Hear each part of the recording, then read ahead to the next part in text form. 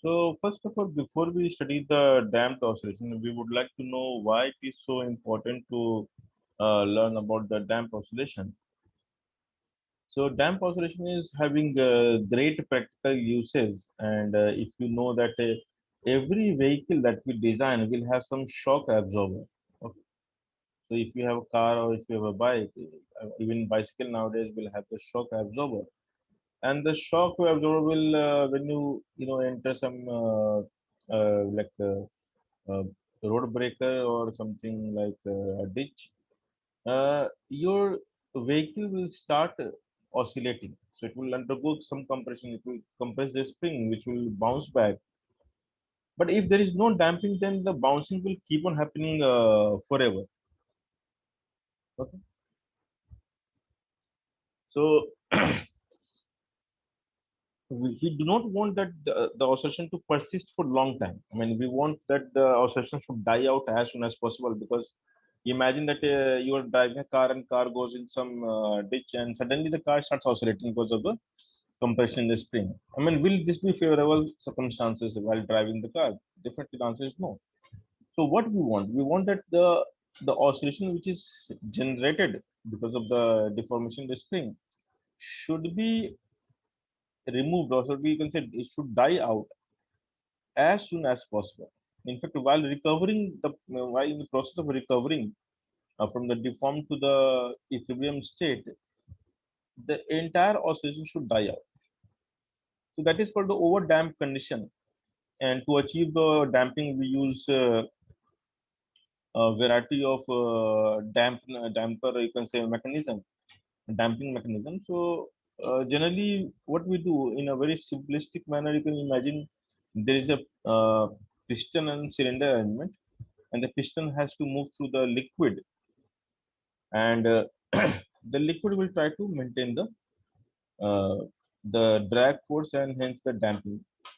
So we also use some other mechanism for damping, like by using some restoring friction. So if one friction is trying to deform, the other will try to restore. In a way, it will be opposing the process.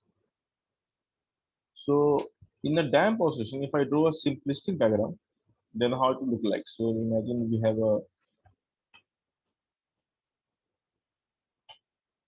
have a spring.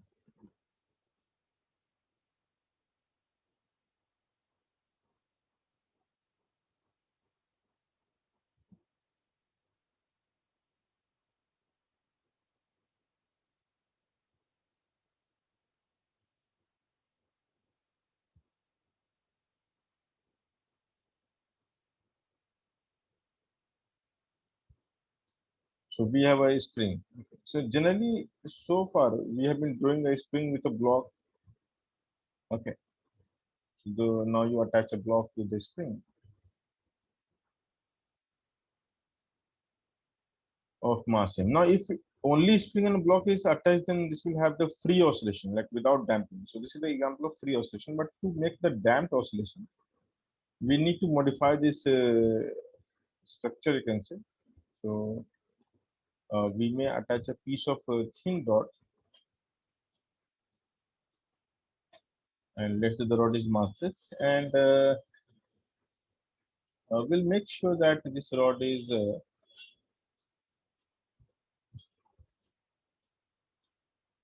kind of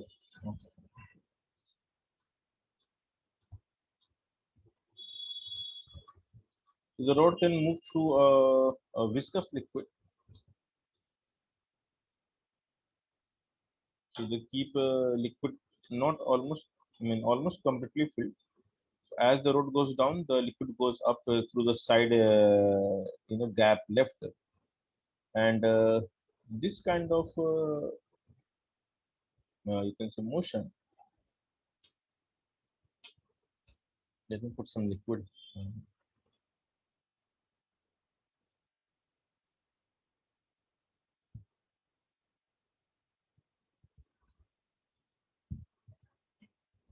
Now, the property of viscous force or drag force, if you have studied the uh, Stokes law or viscosity chapter, you might remember that the viscosity depends on the velocity. So the faster you move, the more is the velocity. So every jerk that is created in a vehicle, it creates a very high acceleration, and because of the very high velocity attained in the almost quick succession, the viscous force also becomes really high, and it almost stops uh, the oscillation. So we are trying to prevent the oscillation of the block, and therefore we are not letting it oscillate freely. Rather, if the block will try to go down, the piston will try to move through the liquid, and you can understand that moving through the liquid is a really difficult task. So it will offer a lot of resistance. So in our syllabus, we will confine ourselves to the linear resistance, like a linear relationship. It means the resistive force and the velocity is going to be proportional. So that is our assumption. Okay. So in JEE syllabus,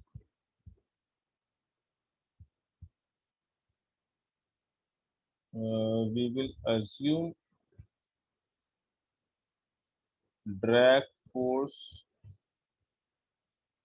to be linear. In fact, most of the system in even the real life are a linear systems. Okay, so linearity is a very common thing. So the drag force is proportional to the velocity of the moving object. So here the velocity of block and the velocity of piston is going to be same. If at any instant this is moving with velocity v down, so we can say for sure this is also moving with velocity v. So that's not an exception because of the constraint relation. So the drag force is proportional to velocity and it is always opposing nature. So in vector notation, in one dimension, we can put minus sign as a vector notation. So the general equation for drag force is minus some constant into v, and we use a b as symbolic constant, and it is a very commonly used notation. So we'll also stick to the notation b, and b is the drag coefficient. So we can say b is the drag coefficient. Also to be noted here is that this is a vector equation. The mod of drag force, if you only talk about the modulus, it is only b, and the minus is because it's acting opposite to the velocity.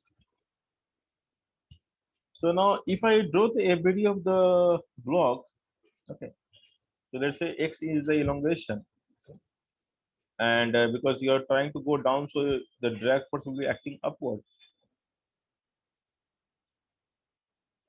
and the magnitude of drag force will be minus bb. So what is the net restoring force? Can you tell me the restoring force acting here? And of course, the initial elongation in the spring is balanced by the gravity and everything else. So, and without velocity, there is no drag force. So, at equilibrium,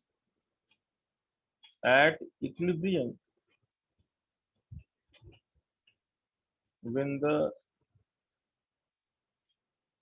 block is at rest, drag force will be how much? Can you tell me drag force? It will be zero because there is no velocity, and without velocity, we cannot have drag force. It is clear. So, the drag force is zero,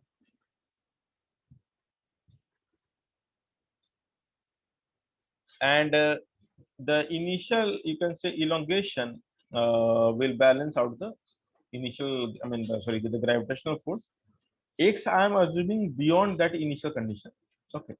So it will try to pull the block by force kx. Okay. And drag force is also pushing you upward.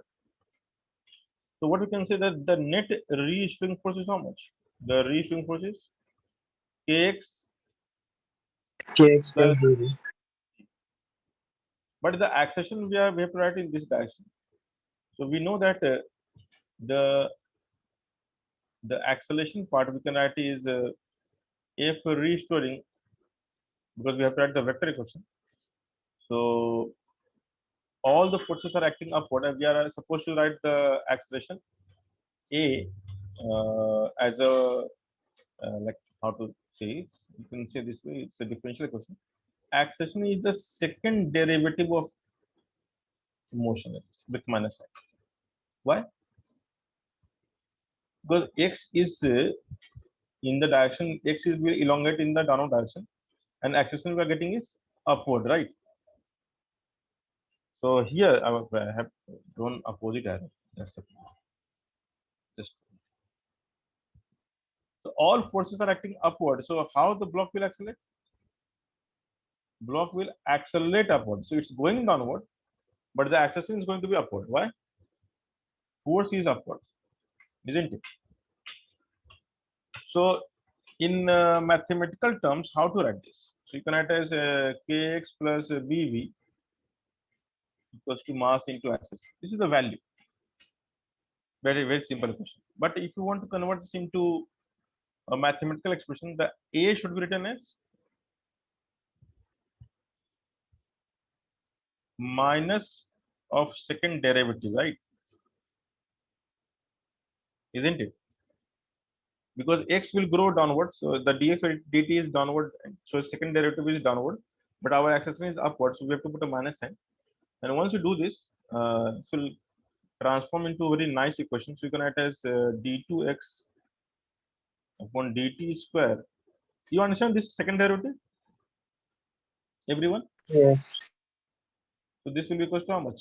K by mx plus b by m into v, right? So why we are writing like this? Because this is how we write the differential equation.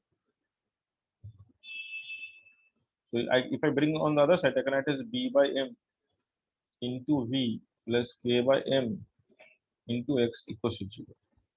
Now, if you recall the previously the standard equation of SHM, and if you look at this equation, the only difference is the midterm. This term was absent because b was 0, and now we have the term b by m into v. Okay, so this is exactly coming because of the drag force appearing in our question.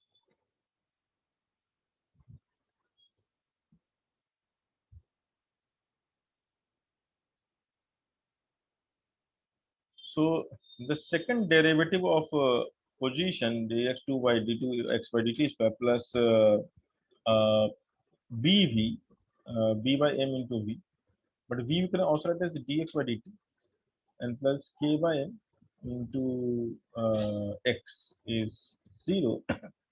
So this is the differential equation, and hopefully you will learn at the end of your mathematics course what is the differential equation.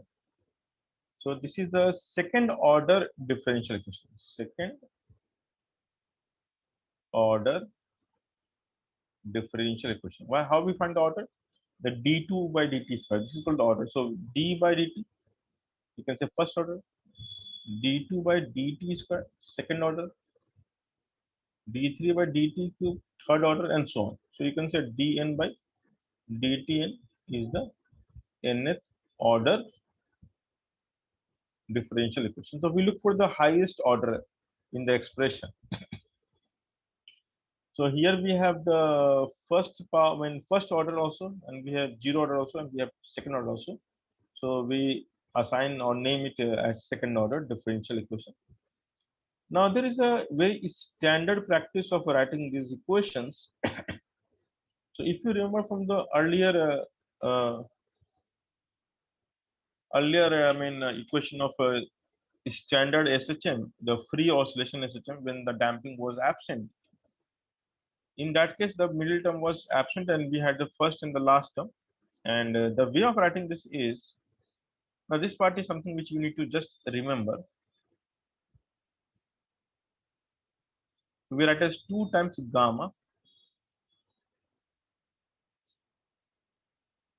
and this we write as omega naught square.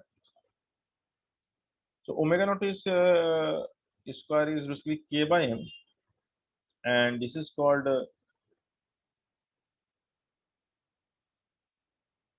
frequency of angular frequency of free oscillation or natural oscillation. So when the oscillation is free, when there is no damping, then this is the frequency that we had already. And gamma is called, these are a very standard name, damping factor. Now, if you compare the equation 1 and equation 2, the standard way of writing and the old way of writing. So if you compare, gamma is how much? So you can say 2 gamma is B by M, because I have replaced B by M as 2 gamma. Gamma is always B by 2. Now what is B? So B is appearing from this formula, drag force. Okay. So now this is the equation. So you need to know how to write this equation. That's it. And once you know this is the equation, once you can compare and you can okay, get your gamma okay, like this, probably you can get the solution of this differential equation as well. So the solution of this differential equation is a bit challenging.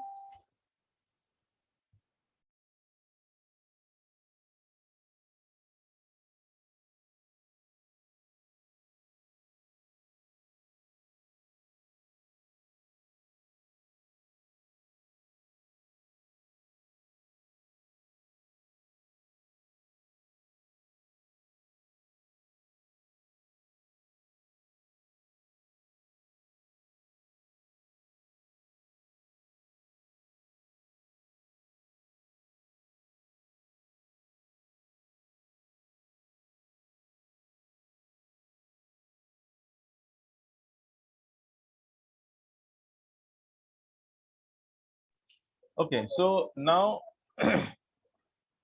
the standard equation we can write as d2x by dt square 2 gamma dx by dt plus omega naught square x equals to 0. Okay. So I will give you some advanced method of solving this question, or you can imagine this is like a small trick for you that you can believe that this is the solution. So in this trick, I mean this is a method that you will learn in BTech first year in advanced engineering mathematics course. But I will give you something here, a brief idea that how it works. So even if you don't understand, don't worry, because this is totally complementary knowledge I'm trying to impart. So in JE syllabus, you are supposed to remember the formula only. I mean, it's just given like this. But we can develop some intuition to remember the same bit easily. Okay. So if I say d by dt as a symbol d, then d2 by dt square becomes d square. Okay, and so on. You can say dn by dtn. You can write as dn. This is a symbolic notation in which we write the equation. So this will look like d2x plus 2 gamma d plus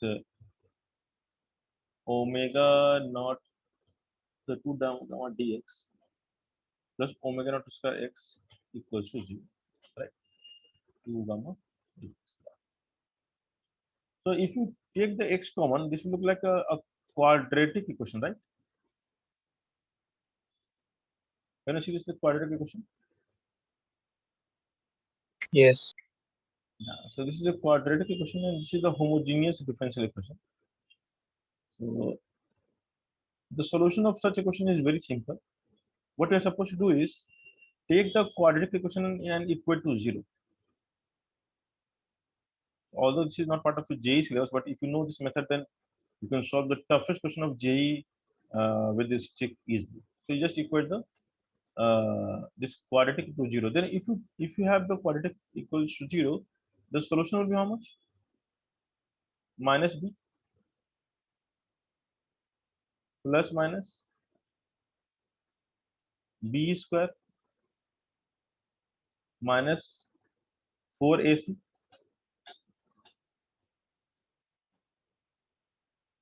Yeah, I think I'm right. Upon 2a, a is what? 1. So this will, if you will solve this equation, this will look like minus gamma plus minus gamma square minus omega naught square. Okay. Now the frequency of natural oscillation is always more than frequency of damped oscillation. So this term is basically negative, what you're looking at. So for oscillation to occur, we have to write like this: minus omega square naught square minus gamma square. And minus we can write as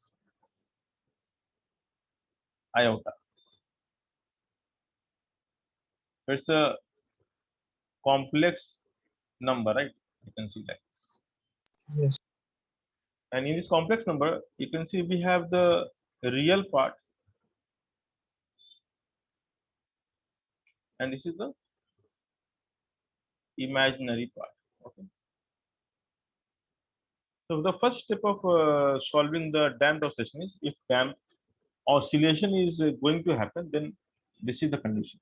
So you have to convert this differential equation into a quadratic equation. This is called the auxiliary equation. In the language of mathematics, this is called the,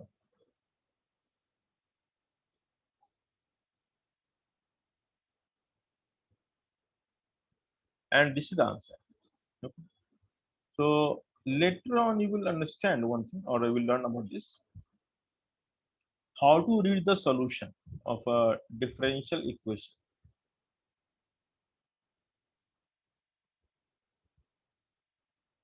So in mathematics, and if you understand more about maths, you will learn that the complex part is always representing the oscillation behavior, and the real part is always representing the exponential term. Okay, so the real part is the exponential term, and the complex part is the oscillation term or oscillation frequency. So the way of writing this is, I will just let you know how to write. So because we are solving for x as a function of time t, because our equation is time function, so x we can write as some constant into e to the power, I mean power of real part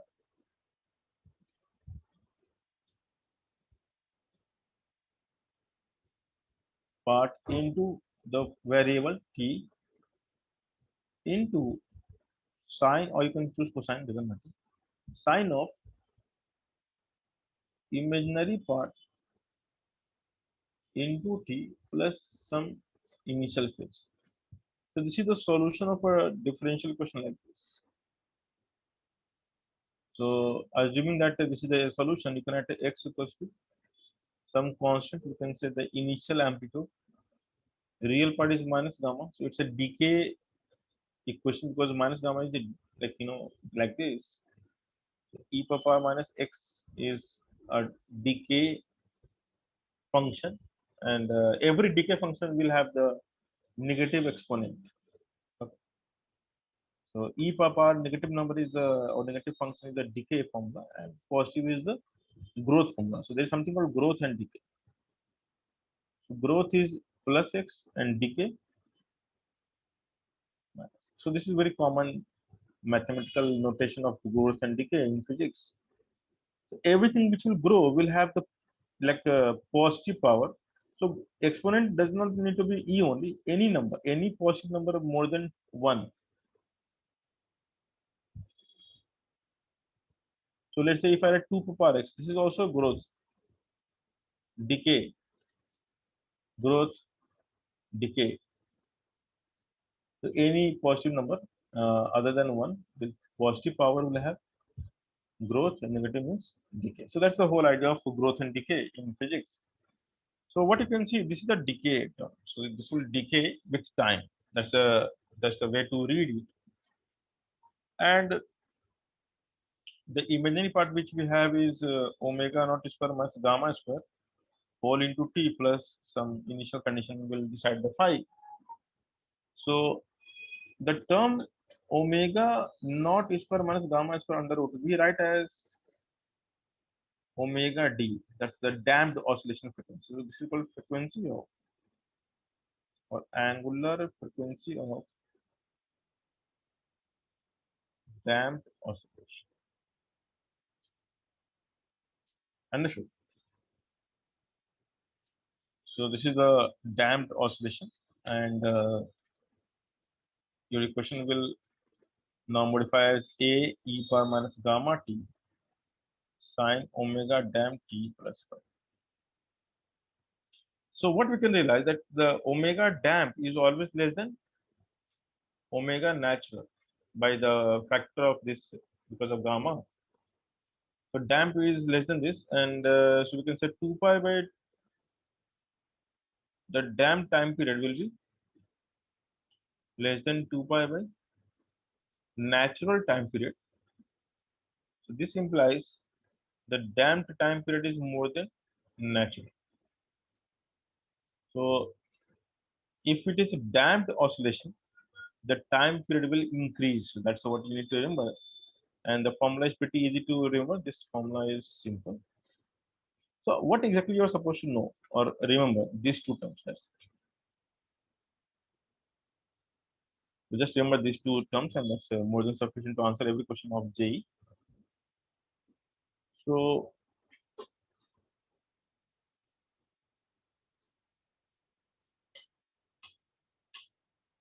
what we have here is x equals to a e power minus gamma t sine omega dt plus phi. So this is like a natural oscillation equation, like a normal SHM equation with the decay factor. This is the decay factor. So what is the difference between the natural oscillation and the like damped oscillation? So in a free oscillation, there is no decay term. So your amplitude will remain intact. The only difference in the damped oscillation is the amplitude will decay with time. So A will not be the same. Understand? So if we have a like oscillating body, so it will go like this, will come lesser, will come lesser, will come lesser. So it will oscillate, but the thing is, it will eventually die out. That's oscillation. Okay. So if you plot the graph, that will look very nice. And this graph is very famous graph. And okay, let me teach you how to plot a graph. So it's very easy to understand. Uh,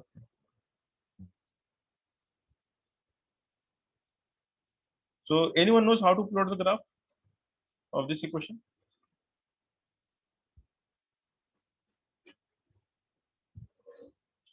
So whenever we have a decay equation, let's say A. So I hope you know the equation of sine function. So sine function is something like this, right? Yes. Now here we have the sine function with a coefficient called decay coefficient. So it may start with A, but it cannot maintain the same amplitude all the time. It will decay with time, and the graph of the decay you can draw like this. So the decay graph will be something like this.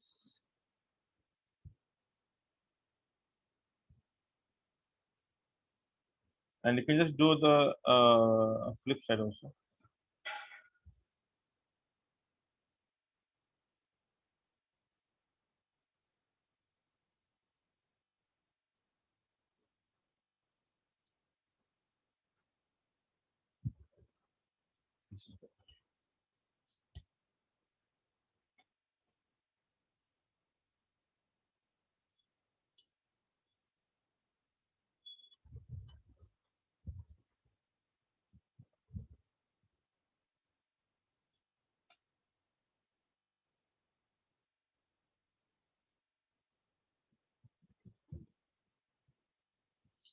So first you draw the decay and take its mirror image.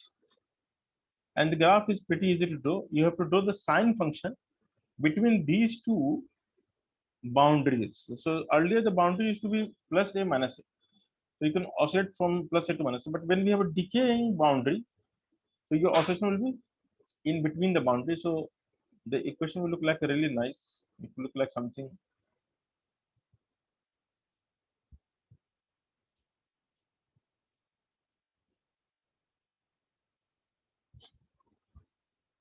You can see that the sine function is also decaying in value, but oscillation is happening. You can understand what is the meaning of a decay function and how decay function affects the amplitude. So here, unlike the natural oscillation or free oscillation, where the amplitude we used to draw as a constant value, here the amplitude is a function of time itself, and this is equals to minus gamma. And because of that reason, the energy of oscillation, if you remember how we start, half m Vmax omega, square. yeah. So here it will change to omega d and at. Okay, okay, let me add. So in this case, the energy of oscillation for the damped, this is the free oscillation, right? This is omega naught. Let's make it omega free oscillation. Here the damped oscillation, things will change it. So it will be half m omega damped square into at whole square. And therefore the energy of oscillation will also decay with time. It is, if I write completely, gamma square, and the at becomes a into minus gamma t whole square. So is energy constant in damped oscillation? The answer is no. Energy is not a constant quantity because energy is dissipated through the damping process. And that is logical. Yeah, energy is dissipating because that is the whole purpose. We want energy to dissipate as soon as possible, isn't it? And why we are looking for this dissipation? Because we do not want the oscillation to sustain. So I have given the example of the car and all the shock absorbers which they deploy. So imagine a flight is landing. Okay, so they have very, I mean, powerful spring, so that it can absorb the shock when the wheel hits the runway. So if the plane will keep on oscillating, is it desirable or undesirable? Do we really want the plane to oscillate? No. So what kind of I mean damping we want? We want extreme damping, the damping which can just take away everything. The entire shock is absorbed and the damping will produce no further oscillation. So we'll come to that. What is that is called over damped. So here we have the equation of energy, and energy we So can say that so omega naught square minus gamma square. gamma is definitely. So here you can see that in case of damped oscillation, is the energy of oscillation constant? The answer is no. No. Energy of oscillation will decay. The white line is called the envelope or decay. I mean, this is the equation minus gamma t. This is, you can draw separately.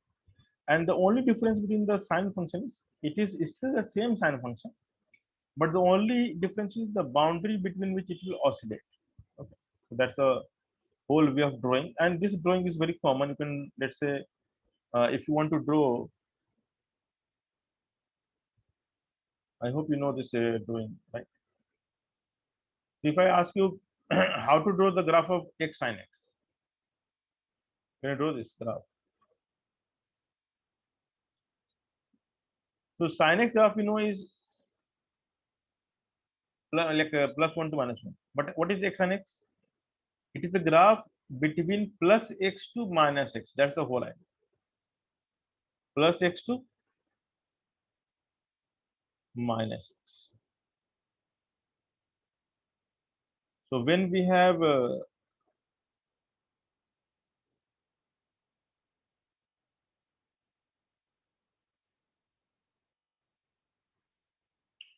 coefficient like x, then the graph will oscillate from plus x to minus x.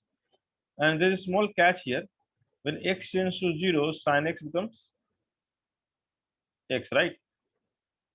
Yes. And therefore, y becomes x square. So this is the even function. If you can understand what is even function. So if I put x equals to minus x, y remains same, right? Can you see that? Yes. And what is the property of your even function? It remains symmetric about y-axis. So in case of even function, you just need to plot the graph on one side and rest is the mirror image. So if I plot the graph, it is x square. So it will like this,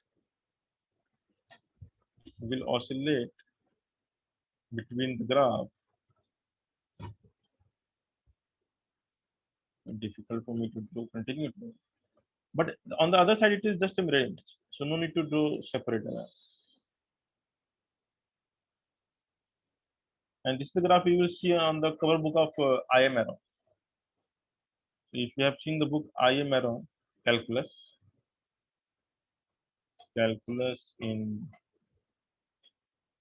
one variable, you can see this, the front cover is nothing but the graph of x sin x.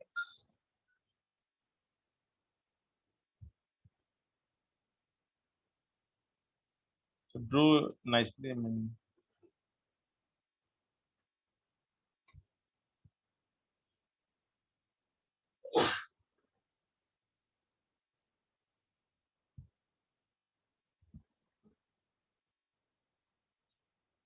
so any graph is simple. You just need to draw the plus of coefficient, minus of coefficient of sine, and plot the graph in between. But before that, you need to also check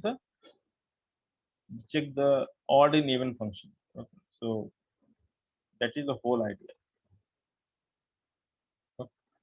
Now in case of let's say if you have a graph of y equals to a e power minus x sin x, then when x tends to 0, then if of course you should know this, e power minus x is roughly 1 minus x, and sin x is x.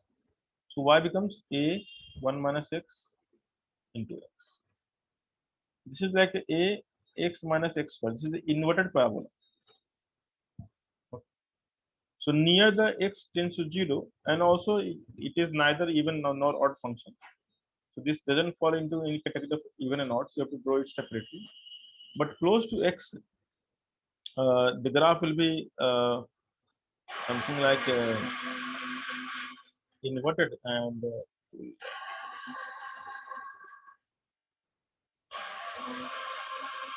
something like.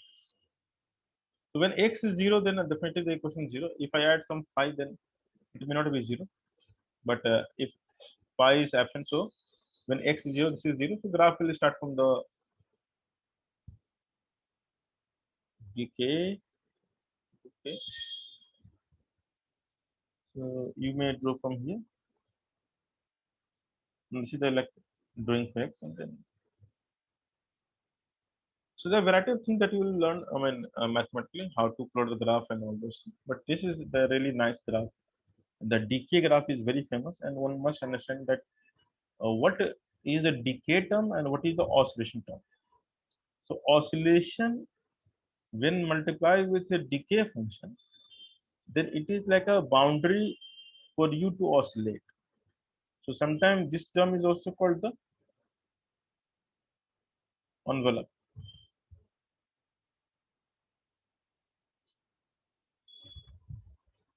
So this is called envelope of a graph, and such things are very common in mathematics and various signal processing tasks. Anyway, so most of the signals which are transmitted through the medium, they undergo attenuation, or basically you can say damping, and therefore we have something called booster. So you might have heard the term booster in case of internet services. So boosters are those devices which will refill the energy loss. So they are kind of deployed in the journey of signal. So they are deployed at various places so that the signal is received and it is reboosted to the old value and then again retransmitted so that a signal can or should reach the destination with a good strength to be picked up by the devices. So all those things are into the real life place. It's working, and attenuation is the biggest reason for signal to decay over the distance. So the damping is something which is very common in nature, and so the learning of damping is equally important. And actually, the oscillation led to the invention of most of the differential equations. You can imagine that the differential equations are the basis of you can say entire world of signal processing. So whether it's a text is or a speech, whatever we say, everything is governed by the damping or damped oscillation. Anyway, so what we need to remember? We need to remember the energy of oscillation formula. We need to understand the decay formula, the meaning of gamma. So gamma is if you remember, gamma is now JE played a trick. So in one of the examinations, what JE said.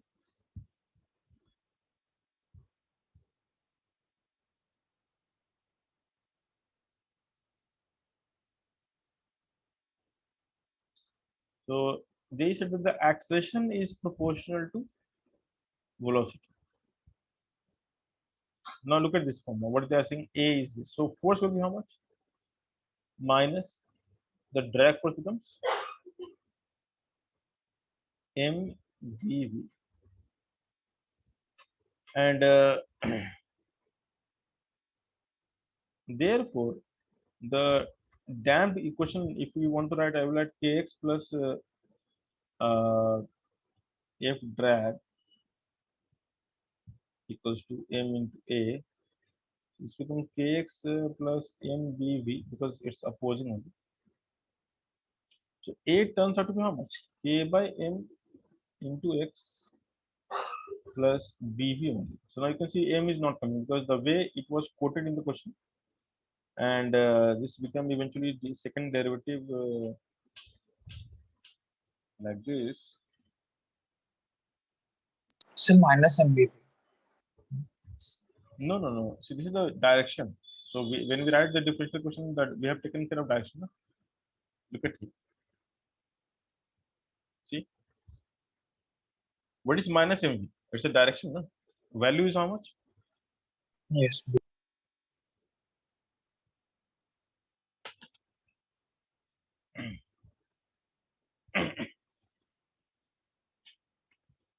Oh, so this is the whole idea. So the kx will try to pull and drag force will also try to push you back. So it means both will support the restoring behavior, isn't it? So if the block will try to go down, then both force will act upward, isn't it? So the whole idea is the differential equation changed like this.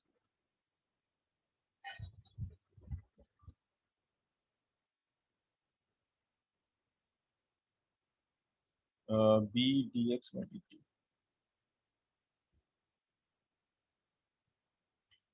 So the differential equation 2 gamma, which is the standard form, you can just convert into standard form, and if you compare the 2 gamma is B, so gamma is how much? B by 2. Now that's the difference. Earlier the gamma was B by 2m. Okay. Now we have B by 2.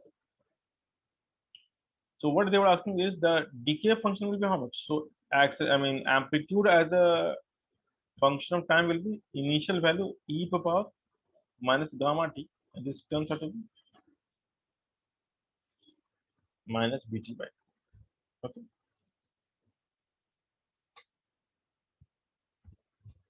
So they might have asked some question that after what time the amplitude becomes half and so on.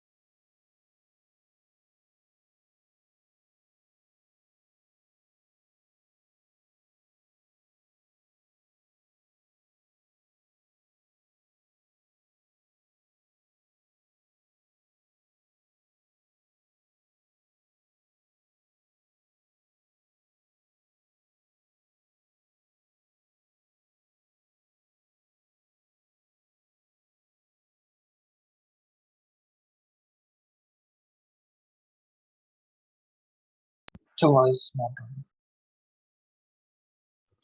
So now this is the amplitude as a function of time t, and they may ask you something more than this. Now there's something which you need to know further.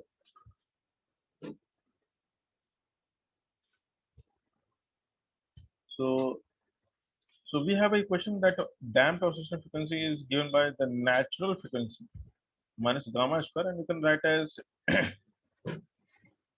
uh, like minus.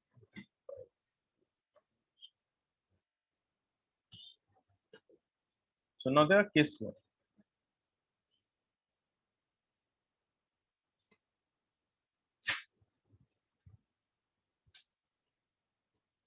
So case one is when omega naught is more than gamma, or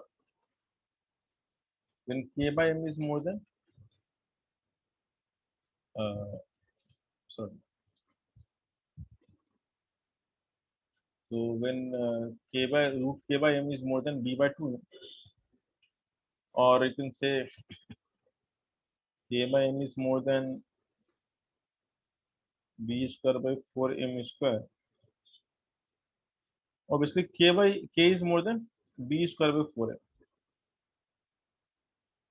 If this is the case, we call under damped.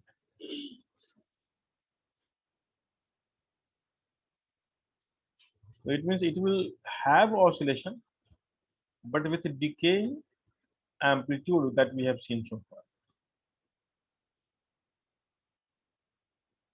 Now, the case two is when both the terms are equal, when omega naught is same as gamma, we call it critically damped.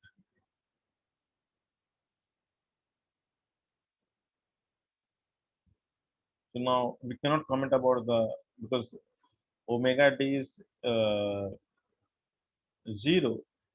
Because if it is equal, then omega d is 0. So it will not oscillate. So it's like nothing will happen. Now, case 3 is interesting. What if omega naught is less than gamma? The damping factor dominates over the omega naught. So this is called overdamped. And in this case, it will never even complete single oscillation. Okay. So the oscillation will die out even without completing one oscillation. So there's no question of even returning back. So now you can understand that how to design the damping mechanism for the vehicles. So we have to take care of the spring constant, drag coefficient, everything else. So we have to make sure that the spring constant used in the shock absorber is less than this value. And if this is the case, then probably we can achieve the over damping, and that is how uh, we will prevent the oscillation of the vehicles when you go through the uh, ditch and bumper. So when you bounce, or when you hit some high or some low suddenly, so the jerk will create the oscillation. But we can create a mechanism, and this is a simplistic model, of course, not the exact model. So in reality, it is much more complex than what we imagine. So there are companies who work on the damped model, and this they sold their process to various automobile companies. So automobile companies are not using the indigenous damping mechanism. So they borrow from some other companies, and they only fit their inbuilt, or you can say ready-made damping the mechanism into their you can say vehicle. So multiple R&D is going on how to make this even more effective and durable, and so many other things.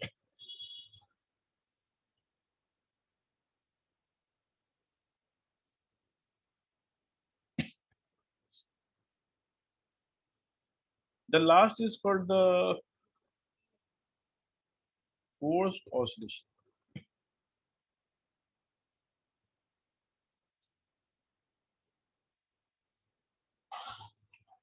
So in the case of force oscillation, every system will have its own mechanism of oscillation.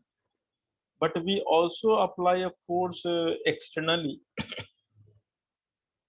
And what kind of force we apply? So we apply force with some frequency also. So we apply a periodic force, a force which will have some periodic movement, and every periodic force will have some of its frequency also. So periodic force will have its own frequency, but the system will have its own frequency. So let's say if we talk about again the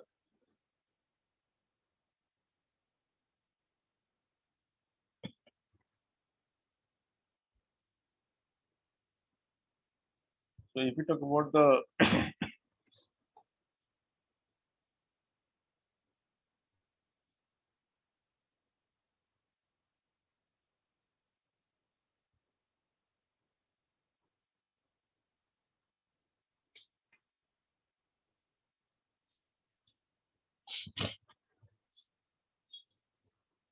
now this will have the natural oscillation of value k by m under right.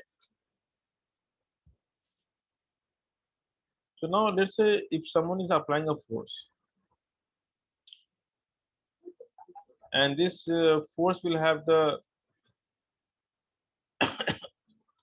formula, let's say f equals to f naught cos omega t. So you can see the force having the periodic frequency angular frequency omega, and the natural frequency I'm calling as omega naught. Okay. So how the equation we can write like so? The equation will be after elongation x, the spring will try to pull you back. So we can write as f minus kx equals to mass into acceleration. So we're writing the net force towards equals to mass into acceleration. So this is what I'm assuming. So kx plus ma.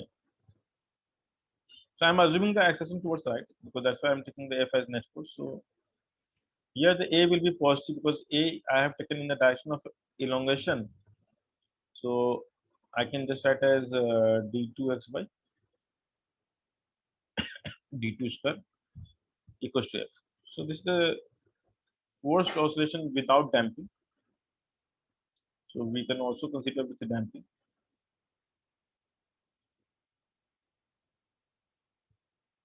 So what we get is d2x by dt square plus kx no a minus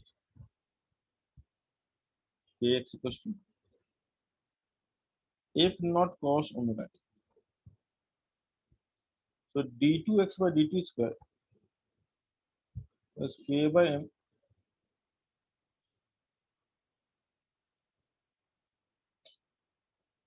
and this equation, if you again go back to the formula of the advanced method, so this is like but now this is not equal to 0. This is not equal to 0.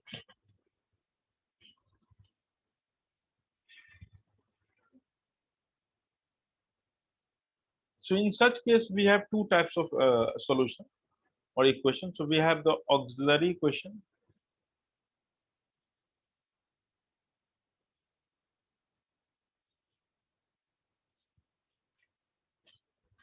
in which we equate this to 0, and so we give you plus minus iota omega. I hope this is clear. And plus minus iota omega means there is no real term. What we have is only imaginary term. And what is the meaning of having imaginary term? This will always convert into a sinusoidal function. So this means it will have the sinusoidal function, and the way of writing will be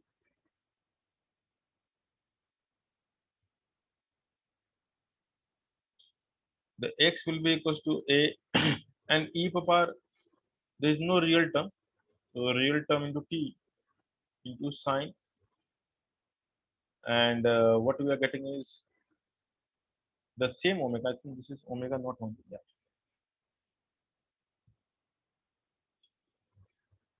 Omega not into plus 5 in general. We write like this. So now the question is, what is A? How to find A value? Because this is nice answer. A sine.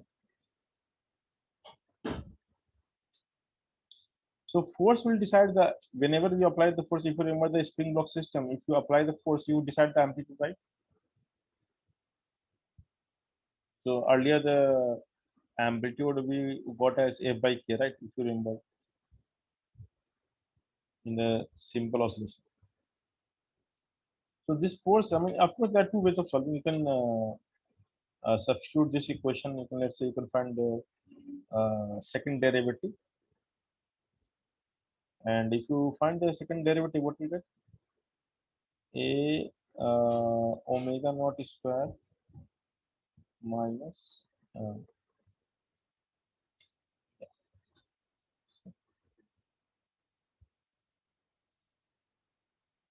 so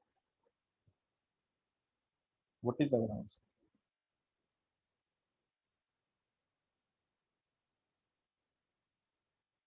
This is a minus omega naught square A into X, and uh,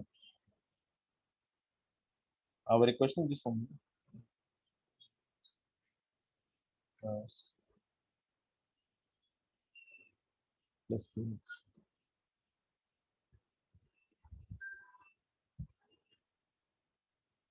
Okay, we can just go to the. So from here, what you can get is this plus K by N into X.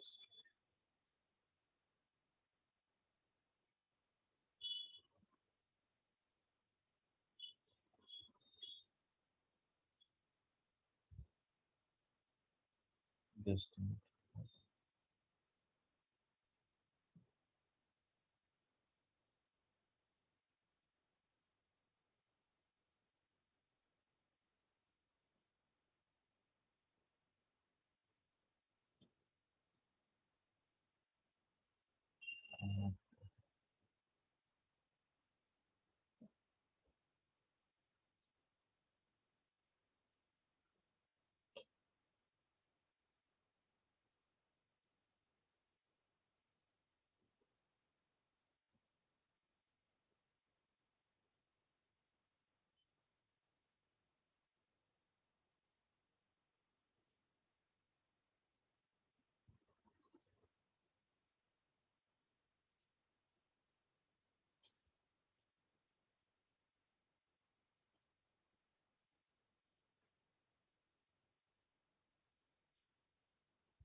what I'm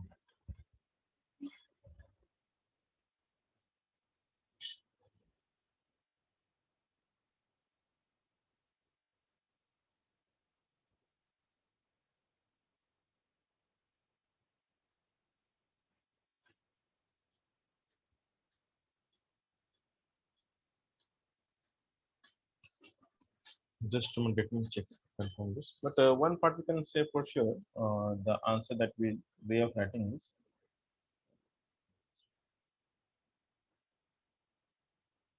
so X we can write as where is the question? Yeah, so X we can write as F naught cos omega t upon d square plus omega naught square. This is how we write.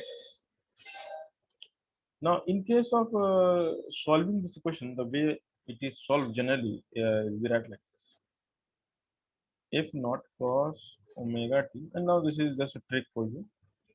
So replace d by I omega. So what is omega here? So in such equation, when we have the something like this, just remember we have to replace d by I omega. And if you do so, you will get I square omega square plus omega naught square. And the solution will take a form like this. Omega naught square minus 1. Pardon? Am I not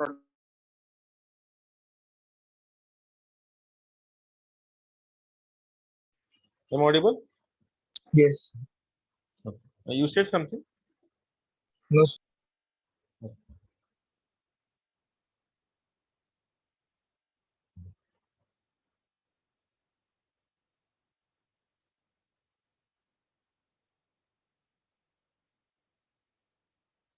So the answer will be like this. And what they generally ask is what is the amplitude? So the amplitude you can attach F naught of m. This is the important formula. Nothing else is required. Although we have even more complex derivation, but even if you remember the A part, that's sufficient. So what you can see here, what happens if omega naught and omega matches? If omega equals to omega naught, then A becomes Infinite. infinite. So what we need to just remember in the force oscillation, that when the amplitude versus frequency we plot the graph. So if omega of applied force and the omega naught, which is the natural frequency, when this will be close to the omega naught, the amplitude becomes. So let's say if omega is 0, so amplitude will have some value. So when omega is 0, this will be how much? F naught by omega naught square. But when it is close to 0, it will become infinite. This is the asymptotic graph, right? Yes.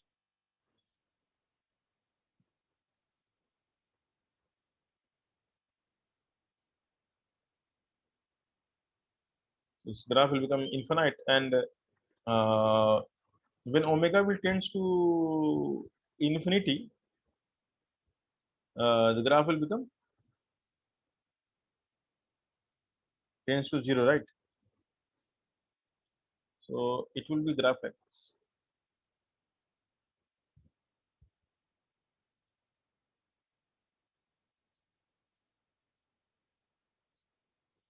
So the graph of amplitude versus omega will have something similarity like this. And what we can understand, this concept is called resonance. So what is resonance? If the applied frequency matches the natural frequency of system,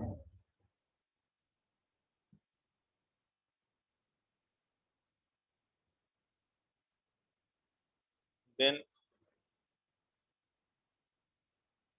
amplitude of oscillation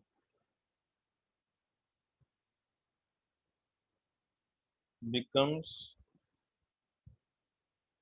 maximum. So you can imagine a simple scenario like imagine a case that there is a normal swing and your friend is sitting on the swing and let's say he is oscillating.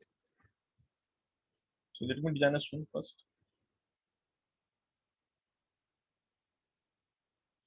and the swing is oscillating.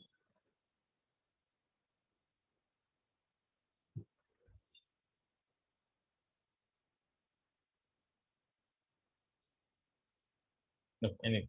So imagine the guy is not falling off.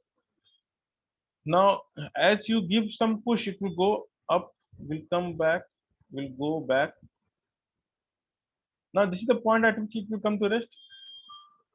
So when we should push again, so we must push at this instant or this instant or here. Which one is most easy to push? Most like easiest condition.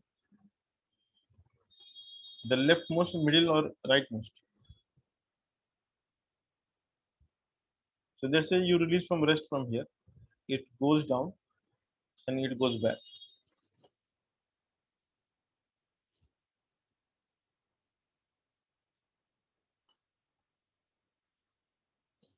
Then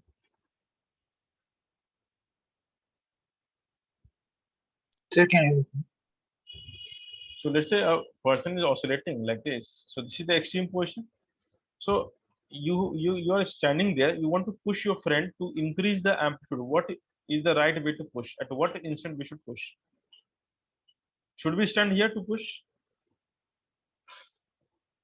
No, because he will hit you back at that instant, right? Yes.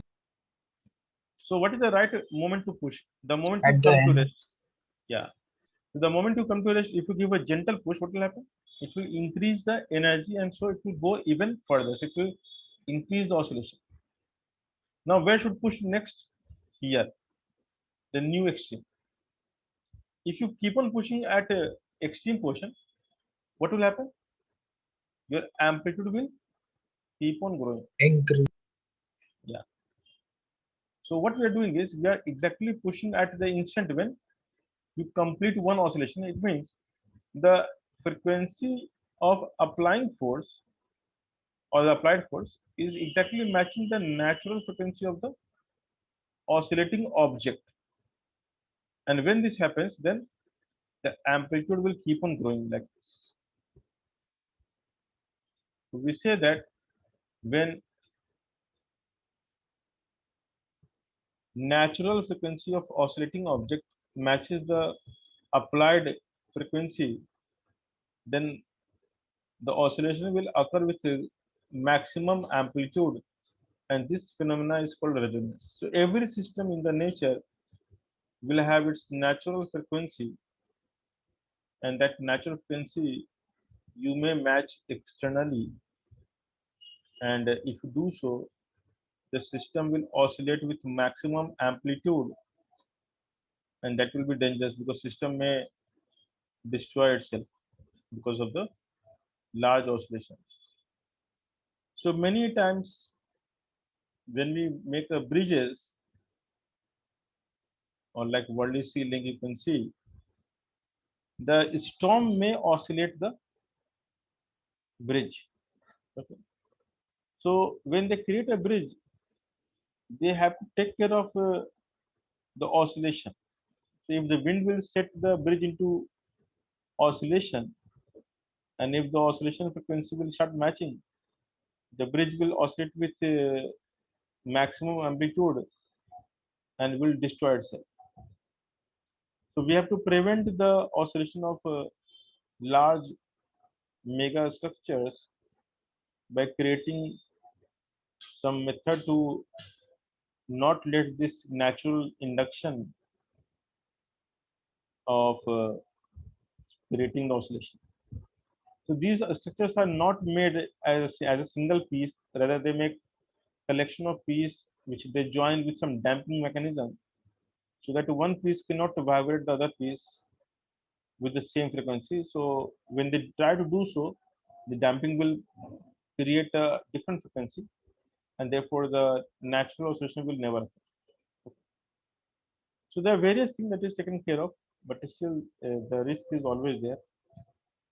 So we never know how the nature can behave, and there are many incidents in which the building has collapsed because of the bomb blast at a distance. It is not the bomb blast which has destroyed the building; it is the frequency of the blast. Because if it will match, then it will break all the glasses, will shatter the walls also. Everything is depending on the frequency. Anyway,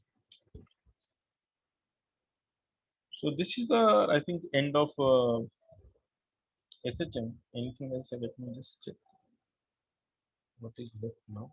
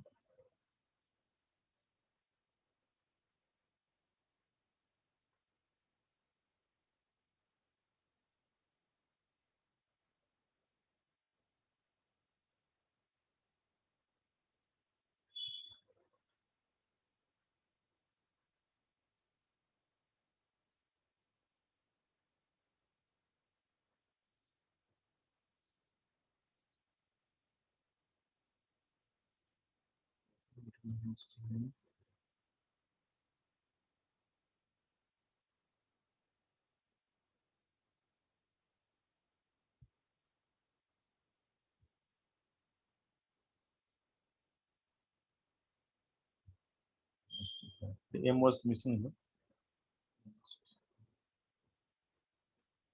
Because if I bring the M downward, then M will come here also. Just make a small change.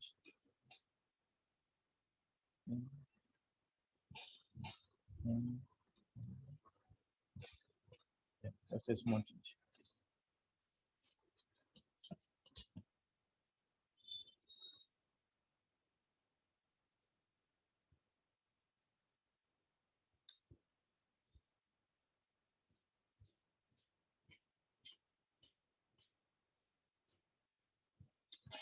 Okay.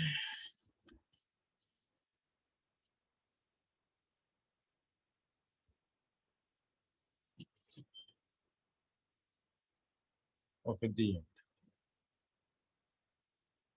So this culminates the chapter of SHM, and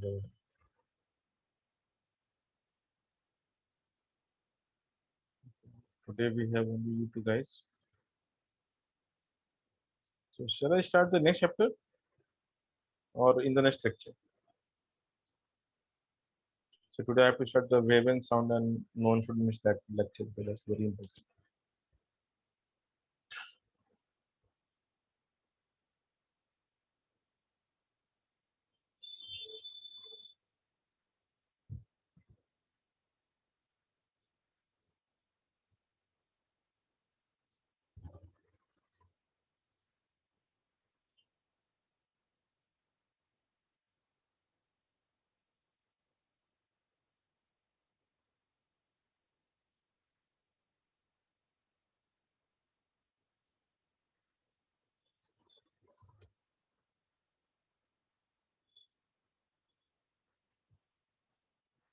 Sir, SHM.